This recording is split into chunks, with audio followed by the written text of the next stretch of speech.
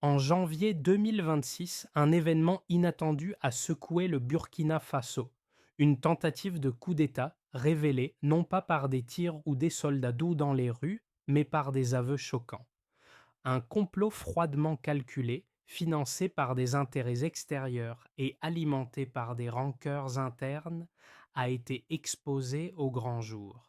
Ibrahim Traoré, une figure centrale de ce complot, n'était pas simplement une cible.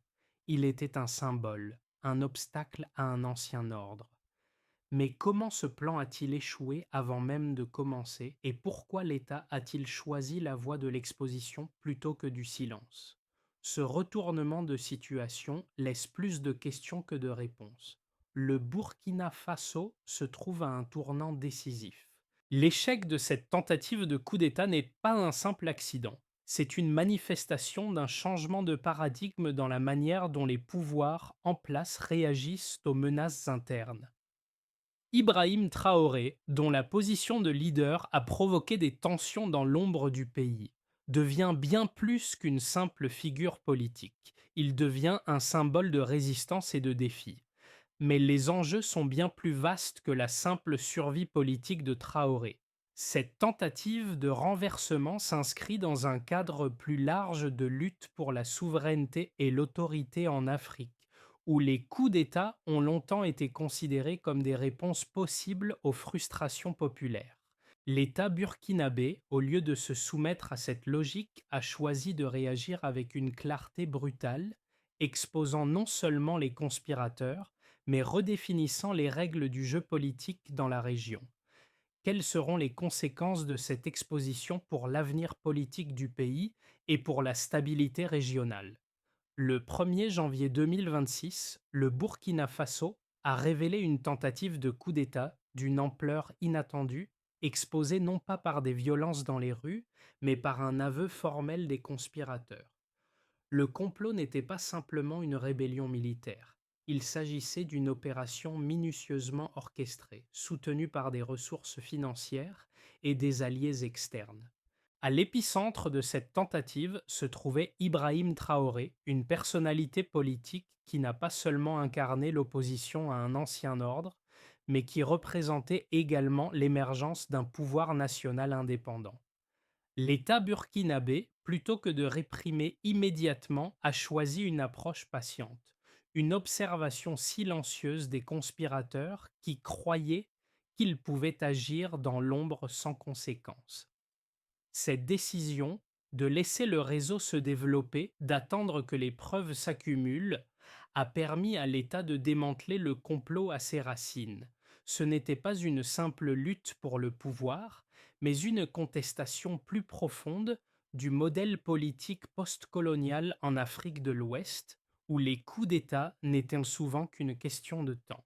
La patience de l'État a permis de dévoiler les faiblesses internes du complot, révélant non seulement les noms, les lieux et les stratagèmes, mais aussi l'absence de toute base populaire pour soutenir ce renversement. Le message envoyé était clair. La soumission à des complots extérieurs n'était plus une option. Ibrahim Traoré, en tant que président du Burkina Faso, a incarné une rupture avec les normes politiques traditionnelles de la région. Dès son arrivée au pouvoir, il a non seulement perturbé l'équilibre interne du pays, mais a aussi défié l'ordre ancien dans toute l'Afrique de l'Ouest. Son ascension au pouvoir a fait de lui une cible pour ceux qui cherchaient à restaurer un modèle de gouvernance basé sur les anciennes alliances et les réseaux d'influence. Cependant, les conspirateurs n'avaient pas prévu que Traoré adopterait une stratégie différente, plus exposée et plus publique. Lors de la tentative de coup d'État, les premières étapes de l'opération étaient parfaitement synchronisées. Des assassinats ciblés de figures clés de l'armée et des attaques précises contre des installations stratégiques. Mais rapidement, la résistance de l'État burkinabé a pris une forme nouvelle. Au lieu de réagir par la violence, l'État a choisi d'informer, d'exposer les conspirateurs et de les mettre face à leurs propres contradictions.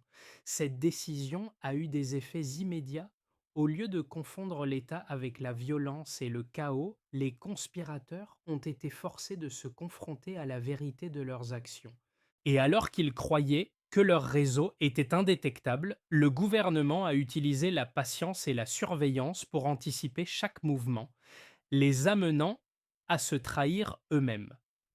La tentative de coup d'État au Burkina Faso s'est déroulée en trois phases distinctes mais cruciales: l'activation, l'attaque et l'effondrement.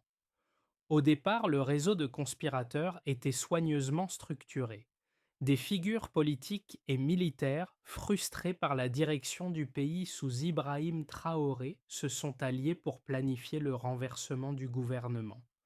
Le complot, bien que secret, était alimenté par un fort soutien extérieur.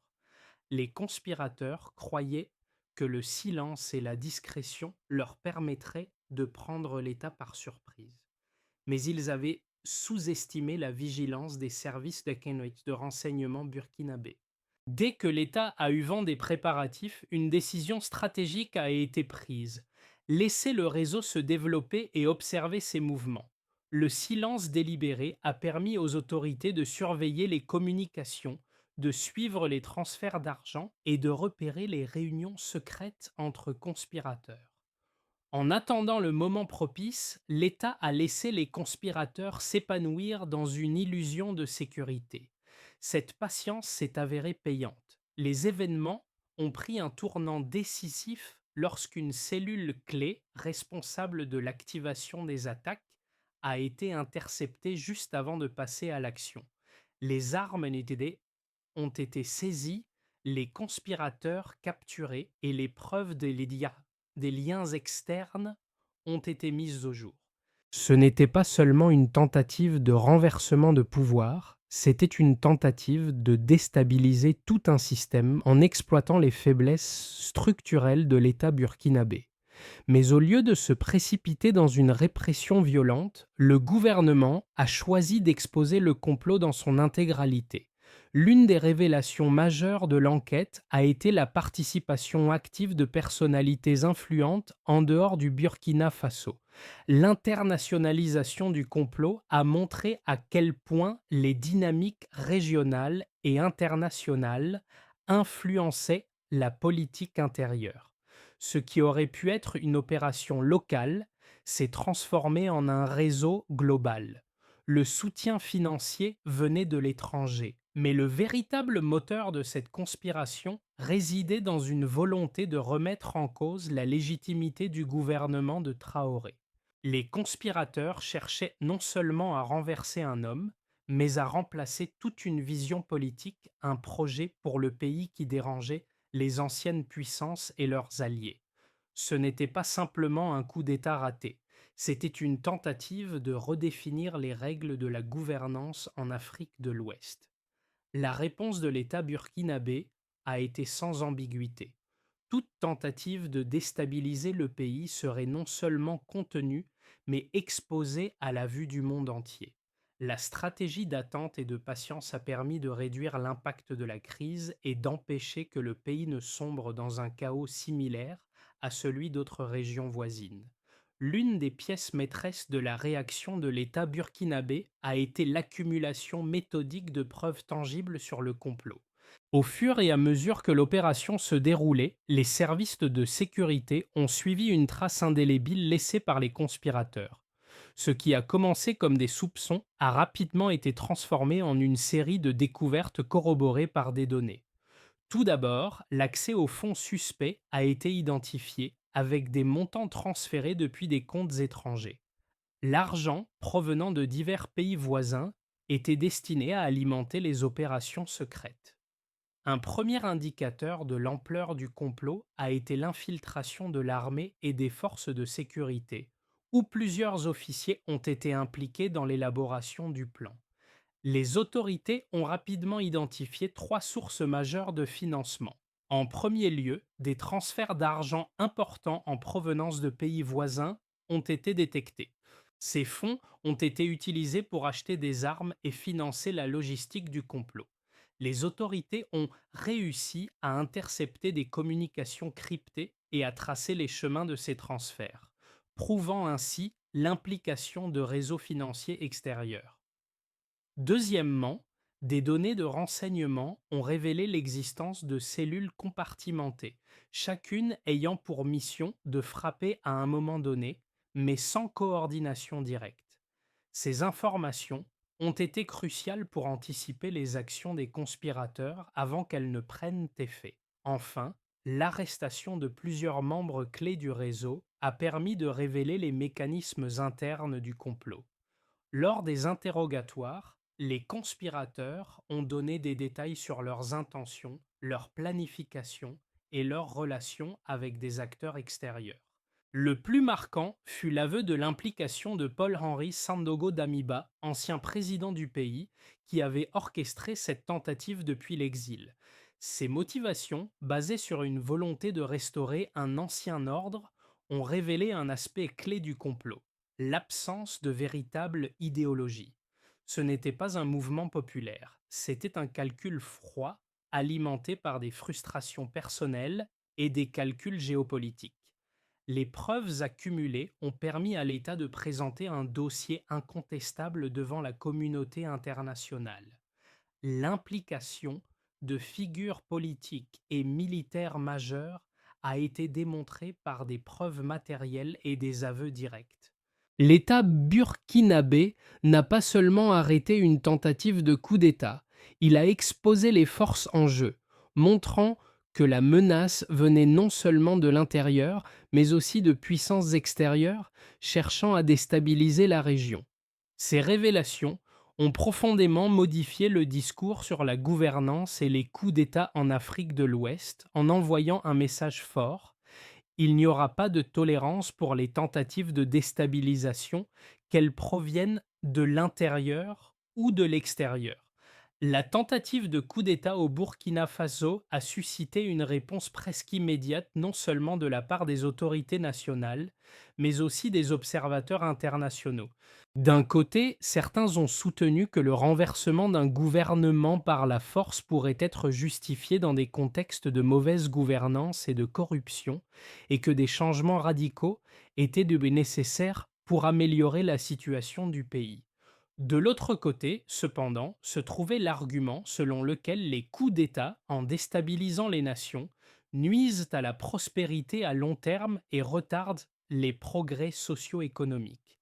L'échec de cette tentative a permis à l'État burkinabé de se présenter comme le garant de la stabilité régionale, mais aussi de réaffirmer son engagement envers la souveraineté nationale et l'intégrité de ses institutions. Les partisans d'une position plus conciliatoire vis-à-vis des coups d'État soutiennent que ces derniers peuvent parfois agir comme un catalyseur de changement, en particulier lorsqu'ils sont menés par des groupes militaires apparemment engagés à mettre fin à une ère de corruption ou d'inefficacité. Il cite des exemples de pays où des régimes militaires ont contribué à moderniser les structures économiques et à améliorer les conditions de vie des citoyens. Dans ce cas, les conspirateurs croyaient que l'État burkinabé sous Traoré avait échoué à répondre aux besoins de la population et que leur intervention serait vue comme un moyen de restaurer l'ordre. Cependant, cette vision est fermement contredite par ceux qui estiment que les coups d'État provoquent plus de mal que de bien. L'histoire de l'Afrique montre que les régimes militaires, bien qu'ils promettent un changement, finissent souvent par imposer des gouvernements répressifs, éloignant les pays de leur trajectoire démocratique. Le Burkina Faso, par sa réponse, a prouvé que la stabilité pouvait être atteinte sans recourir à la violence ou à la répression immédiate. Au lieu d'une intervention brutale, l'État a opté pour une stratégie de dévoilement et d'exposition, révélant l'ampleur du complot et la nature des conspirateurs. En réagissant ainsi, le gouvernement a envoyé un message fort: la politique du coup d'État est obsolète. Un système démocratique et inclusif dans lequel les défis politiques sont résolus par des moyens légitimes et pacifiques doit être la voie à suivre. Ainsi, le Burkina Faso a non seulement défendu sa souveraineté, mais a également souligné l'importance de résoudre les crises internes par des moyens démocratiques plutôt que par la violence. Les arguments en faveur de l'inversion de la politique actuelle du pays ont été rapidement démantelés par les actions du gouvernement qui ont mis en lumière les dangers d'une gouvernance par la force. Au cœur de cette crise politique au Burkina Faso se trouve une question qui dépasse la simple lutte pour le pouvoir. Jusqu'où peut-on aller pour déstabiliser un régime et quelle en est la véritable motivation? Ce n'était pas simplement une tentative de renversement, mais un test des limites de l'État face à une pression interne et externe. Et pourtant, ce qui a marqué un tournant décisif dans la crise a été la manière dont l'État a choisi de réagir. Plutôt que d'entrer dans un cycle de violence, l'État a exposé le complot à la lumière du jour, utilisant des preuves tangibles et une stratégie d'ouverture. Ce choix a créé une fracture nette dans le récit des événements, de l'obscurité à la clarté. En révélant la nature du complot, le gouvernement a non seulement désamorcé la situation, mais a aussi réussi à retourner la situation à son avantage, exposant les conspirateurs et leurs alliés. Ce moment a marqué un changement fondamental dans la manière dont les gouvernements peuvent répondre aux menaces internes. La révélation du complot contre l'État burkinabé a eu des répercussions immédiates et profondes, non seulement pour le Burkina Faso, mais aussi pour toute la région de l'Afrique de l'Ouest. En exposant les conspirateurs et leurs soutiens étrangers, l'État a clairement signalé qu'il n'accepterait plus de tentatives de déstabilisation, qu'elles viennent de l'intérieur ou de l'extérieur. Cette réponse a envoyé un message fort à ceux qui envisageraient de recourir à des méthodes violentes pour imposer un changement politique dans la région. Mais au-delà de la dissuasion immédiate, ce retournement a eu des conséquences durables sur les relations régionales et internationales. Pour les gouvernements voisins et les acteurs extérieurs, l'exposition du complot a forcé un recalibrage des stratégies. Les coups d'État, qui avaient été des mécanismes acceptés de changement de régime dans certaines régions, ont été repoussés dans l'ombre, avec l'exemple du Burkina Faso montrant clairement qu'il ne serait pas toléré. La réaction de l'État burkinabé en optant pour une exposition claire et une gestion stratégique de la situation a réduit les espaces de manœuvre pour ceux qui pourraient encore envisager de déstabiliser d'autres régimes par des moyens similaires. Du côté de la société civile, cet événement a suscité des réflexions sur la manière dont les mouvements populaires peuvent être détournés par des intérêts externes et comment la manipulation politique peut se faire sous couvert de justifications idéologiques. La tentative de coup d'État a montré que, bien que des frustrations internes puissent être légitimes, il existe des moyens pacifiques de les aborder sans recourir à la violence et à la trahison. La société burkinabé, de même que l'ensemble de la région, a vu dans cet événement une opportunité de renforcer la gouvernance démocratique et de solidifier l'engagement envers la souveraineté nationale. Enfin, la position de Traoré a été renforcée par cette crise. En choisissant de ne pas répondre par la force brute, il a montré qu'il était capable de maintenir l'ordre tout en restant fidèle aux principes démocratiques. Cette approche a non seulement consolidé son pouvoir, mais a également renforcé sa légitimité aux yeux de la population, qui a vu dans sa réponse une promesse de stabilité et de transparence.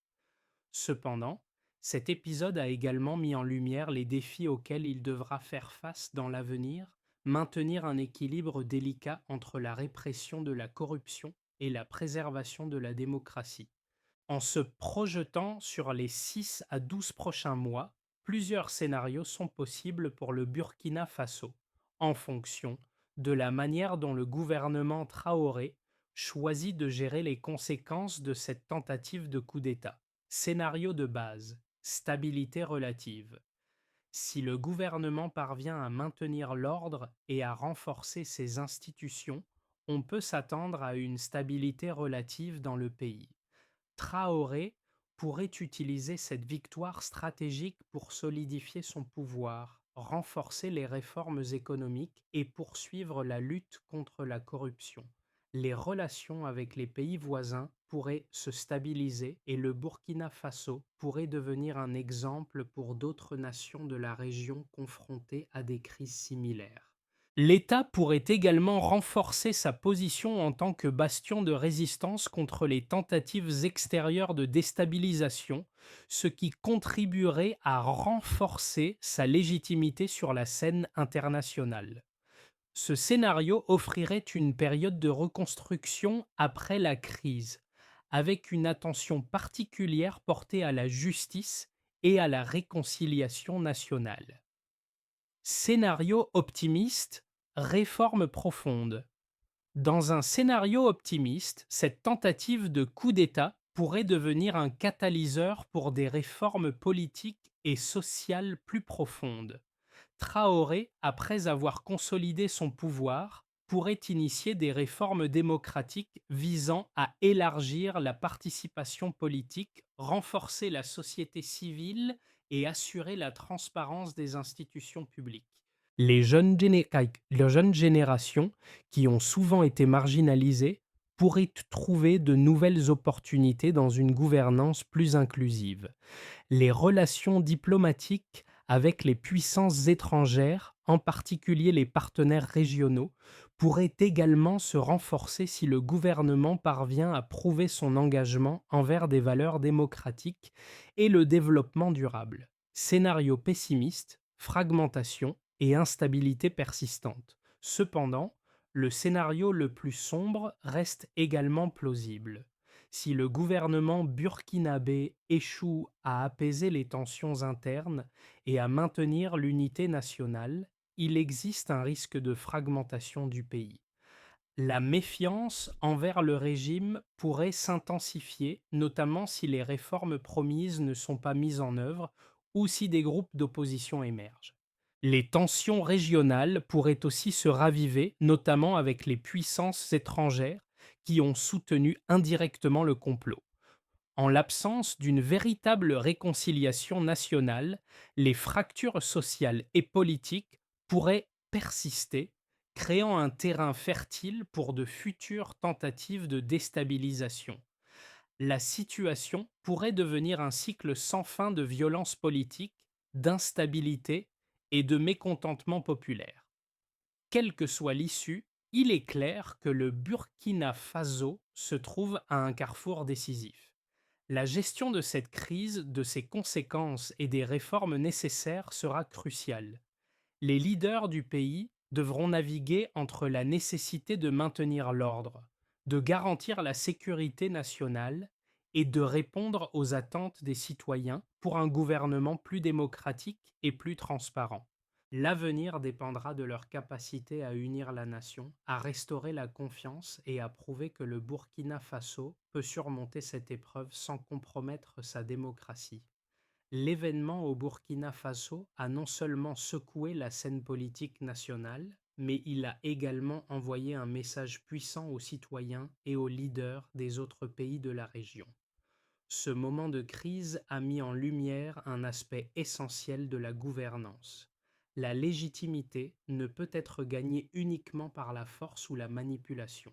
Le Burkina Faso, en choisissant de répondre à la tentative de coup d'État par l'exposition et la transparence, a montré que la véritable force d'un État réside dans sa capacité à se réformer et à garantir la participation de tous les segments de la société. Pour la population, ce moment pourrait être un tournant. Beaucoup ont ressenti un profond désir de changement, alimenté par des frustrations de longue date concernant la gouvernance, la corruption et les inégalités sociales. Cependant, au lieu d'un soulèvement violent, la réaction de l'État pourrait être perçue comme un modèle pour résoudre les conflits internes. Les citoyens peuvent y voir dans cette réponse une preuve que l'État peut évoluer sans recourir à la répression. ouvrant ainsi la voie à un dialogue plus inclusif. Cela soulève également des questions pour les jeunes générations, souvent perçues comme les plus vulnérables dans ce genre de situation. En observant cette crise et la manière dont elle a été gérée, ils peuvent commencer à croire que leur voix compte et que le changement peut être atteint de manière pacifique sans avoir recours à la violence. C'est une occasion pour la société burkinabé de réévaluer ses priorités, de renforcer ses institutions et d'encourager la participation civique. La manière dont ce tournant sera perçu à l'échelle internationale pourrait également avoir un impact sur la façon dont d'autres nations abordent les crises similaires. Le Burkina Faso pourrait devenir un exemple de gestion de crise non violente, redéfinissant ainsi les attentes en matière de gouvernance dans toute la région.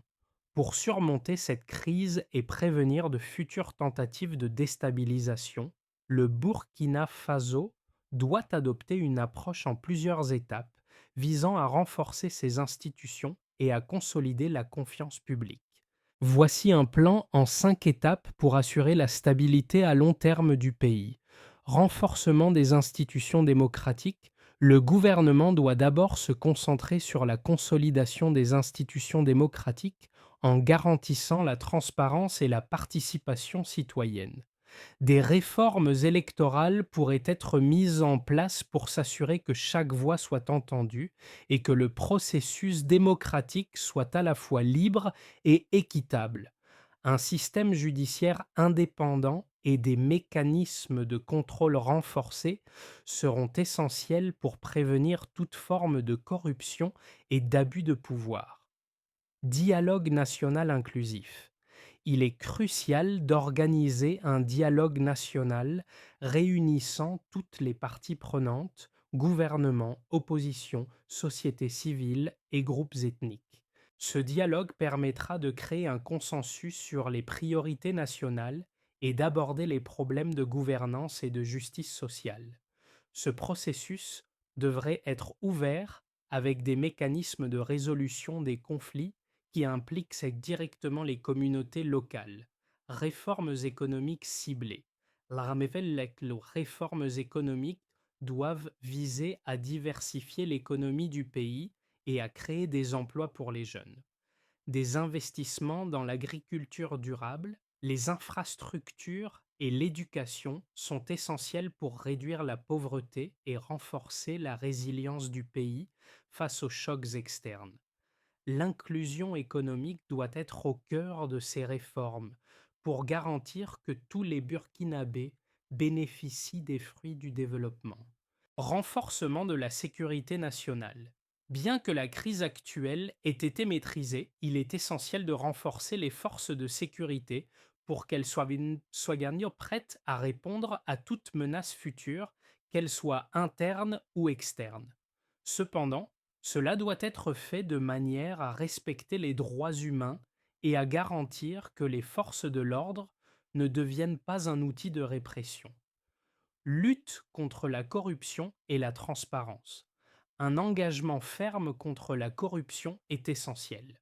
Le Burkina Faso doit mettre en place des mécanismes de transparence dans la gestion des fonds publics et de l'aide internationale, tout en punissant sévèrement les actes de corruption. Un cadre légal robuste devra être mis en place pour que ces mesures soient durables. En suivant ces étapes, le Burkina Faso pourra non seulement surmonter la crise actuelle, mais aussi construire une nation plus forte, plus stable et plus inclusive. La tentative de coup d'État au Burkina Faso a été un moment clé de l'histoire du pays. Ibrahim Traoré, en dépit des menaces qui pèsent sur lui, a su répondre avec une détermination qui a marqué un tournant pour l'État et la nation tout entière. Ce qui était à l'origine une crise de pouvoir s'est transformé en un appel à la refondation de la gouvernance. À travers cette épreuve, Traoré est devenu bien plus qu'un dirigeant. Il est devenu un symbole de la résistance contre la manipulation et la corruption. Un leader qui, même dans la tourmente, a su garder le cap. Au-delà de l'aspect politique, cette crise a profondément touché le cœur de la population burkinabé, qui a vu dans la réponse du gouvernement une chance de renouer avec des idéaux de justice et de transparence. Les jeunes générations, en particulier, ont trouvé dans cette épreuve un élan de changement, un moment où la voix du peuple a enfin été entendue, et où l'État a choisi d'exposer la vérité plutôt que de se laisser engloutir par les ténèbres du complot. Cette décision a marqué le début d'une nouvelle ère pour le Burkina Faso, une ère où la lumière de la vérité brille sur les ombres de l'injustice. Ce moment décisif dans l'histoire du Burkina Faso invite chacun d'entre nous à réfléchir sur l'avenir de notre société, sur la manière dont nous pouvons contribuer à un changement durable et sur la responsabilité de chaque citoyen face à son gouvernement. Les événements de janvier 2026 ne sont pas simplement une leçon pour le Burkina Faso, mais pour toute la région. La souveraineté, la justice et la transparence ne doivent pas être des idéaux lointains, mais des principes que nous devons défendre au quotidien. En tant que citoyen, il est de notre devoir de veiller à ce que ces valeurs soient non seulement respectées, mais également incarnées dans nos actions et nos choix. Pour ceux qui observent de loin, l'histoire du Burkina Faso nous rappelle l'importance de soutenir des processus démocratiques robustes, de se tenir aux côtés de ceux qui luttent pour une gouvernance juste et de participer activement à la construction d'un avenir meilleur. Que ce soit par l'engagement civique, le plaidoyer pour la transparence ou simplement par notre propre intégrité, chacun de nous peut jouer un rôle dans la définition du futur de nos nations.